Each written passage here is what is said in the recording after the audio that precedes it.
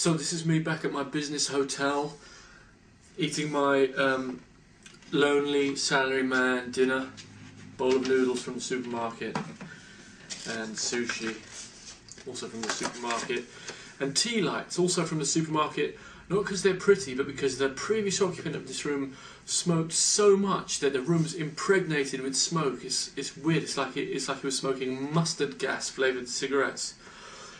Anyway, so this is the life of a salary man, very, very far away from the tea ceremony.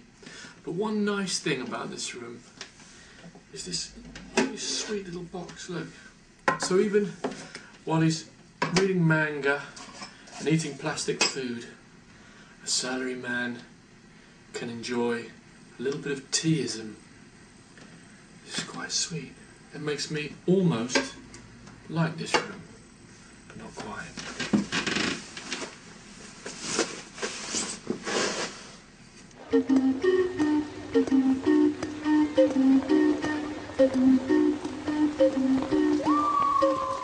It's pouring.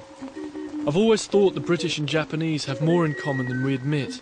Two island nations who love tea and gardening and aren't afraid of a little rain.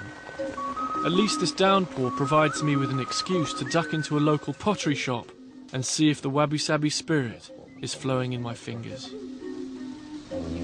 Oh, it feels nice. Yeah. It's really nice. Very smooth.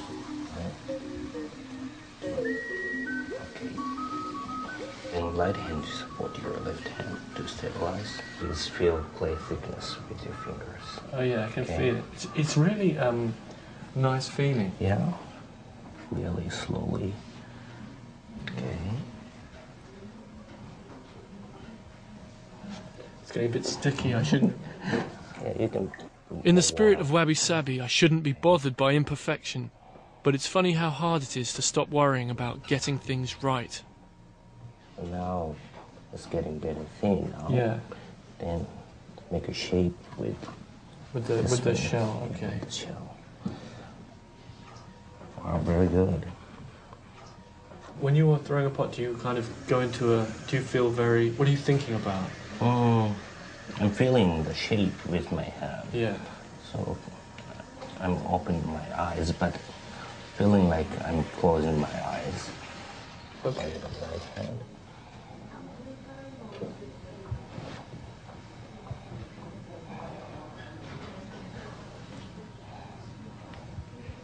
It's not as good as your one, but I think we knew that was going to be the case. Yeah. I loved my all too brief turn at the potter's wheel. My teacher, the aptly named Zen, is the 5th generation of potter in his family. His father is the current master. When he heard about my quest, he wanted to show me something. His Wabi Sabi treasures. In the alcove hangs an 18th century scroll and a huge vase that the potter made himself. Ryokan-sanの書とこの壺というのはとっても僕は好きね。Can you tell me about this vase? Is this for your own personal vase, or is it something that you will sell? これはそっちに置いてて売れたからここへ持ってきてリザーブになってるわけね。And how much did it sell for? 3000万円。30 million. Just trying to think how it's £200,000. That's right. Very, very. £200,000. I could buy a house for that. But you know, but why so expensive? Why so much money? I tell you why I'm asking. It's because I thought Wabi was extreme simplicity, and that Wabi Sabi was something that we could all aspire to, but it seems like in order to have a beautiful Wabi Sabi vase, you need to be a millionaire. I feel like I can't afford Wabi Sabi. この良寛さんは普通は買うだけのそのお金は自分は持っていないと思ってたけど、どうしてもこれは見て欲しくなったからそこへ借金して長くかかって買ったよ。I had thought that Wabi Sabi was potentially available to anyone, but Kyoto's version seems to be out of my price range. Here, it feels like the preserve of an elite.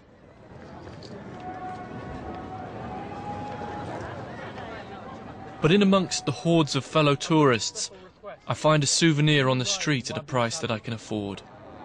2,000 yen. 2,000 yen? Yes. Okay, 2,000 yen. So that's about 15 quid. With elegant brushstrokes, this young calligrapher writes the characters for Wabi and Sabi.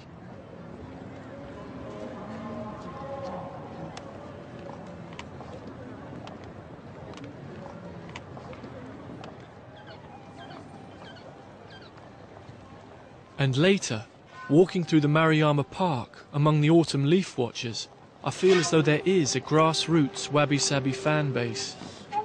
Watching them enjoying the autumn leaves and that Sabi sense of change and decay, it strikes me that this is universal. You don't have to be Japanese to be moved by autumn and what it means. I mean, think of Shakespeare's sonnets or the English romantic poets. Think of Wordsworth, think of Keats. Seasons of mist and mellow fruitfulness. Don't they all express an appreciation of the passing of time as marked in nature? Aren't they all a bit Wabi Sabi? This is Kyoto's Doshisha University. I've come to visit the professor of English literature here to see if he agrees that Wabi Sabi is a universal sensation and not confined to the Japanese. I mean, the Japanese don't have a monopoly on worshipping the seasons. And I think to all people, winter evokes death and spring rebirth. I mean, these things are universal, aren't they? And so in that sense, Wabi Sabi is a universal idea. Yes. And no. Well, for example, the Western poems on autumn emphasizes first harvest, ripeness and wealth of daily labor on the fields, and next hope for the rebirth in spring. But in Japan, I guess the autumn is heading towards the final goal in death in winter. And that's the final answer to the futility of human existence in the universe. So what you're saying is that that you think traditionally in Japanese culture there's much more acceptance of the final, of the fact of death. This idea, you're going to die, you're going to die, you're going to die, is much more insistent. Yes. And is that Sabi? Is that connected to Sabi, do you think? I think so, yeah. The sense of evanescence, imperfection, transience of all beings in the universe. That's an awareness of approaching death, which sounds quite Buddhistic, right? It sounds quite Zen. And that's the origin of our Japanese aesthetics of Wabi Sabi. So the Zen is in the heart, is the heart of it. I think so, yes. Mm-hmm. So that's where I need to go next. Right.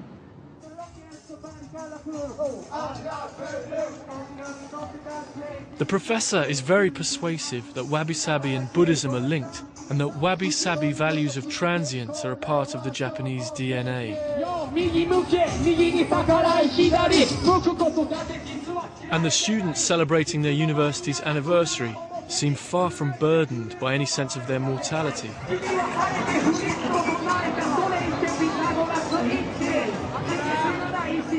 Great, huh?